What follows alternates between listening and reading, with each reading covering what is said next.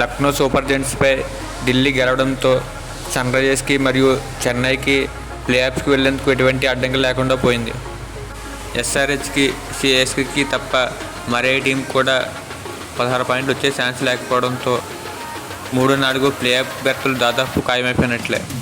ఇప్పటికే సిఎస్కే మరియు ఎస్ఆర్హెచ్ పాయింట్ల పట్టికలో 14 పాయింట్లతో 3-4 ప్లేసుల్లో ఉన్నాయి. ఎస్ఆర్హెచ్ తన చివరి 2 మ్యాచ్లు ఓడిపోయినప్పటికీ మెరుగైన రన్ రేట్ ఉండడంతో ప్లే ఆఫ్స్కి వెళ్ళే అవకాశాలు ఎక్కువగా ఉన్నాయి.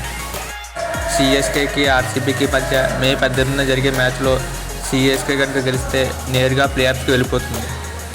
ఒకవేళ ఓడిపోయిన చెన్నై ప్లే ఆఫ్స్కి వెళ్ళే అవకాశాలు ఎక్కువగా ఉన్నాయి. ఆర్సీబీతో పోల్చుకుంటే చెన్నైకి మెరుగైన రన్ రేట్ ఉండడమే దానికి కారణం. కాబట్టి 3-4 ప్లే ఆఫ్ బెర్త్లు దాదాపు ఖాయమైపోయినట్లే.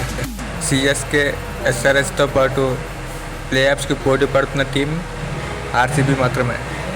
ఆర్సీబీ ప్లే ఆఫ్స్కి వెళ్ళాలంటే సన్రైజర్స్ తన చివరి 2 మ్యాచ్లు భారీ తేడాతో ఓడిపోవాలి.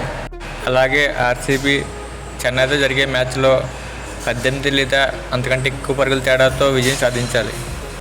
చేజింగ్ చేయాల్సి వస్తే ఎంత టార్గెట్ అయినా సరే 18 ఓవర్లో కొట్టేయాలి.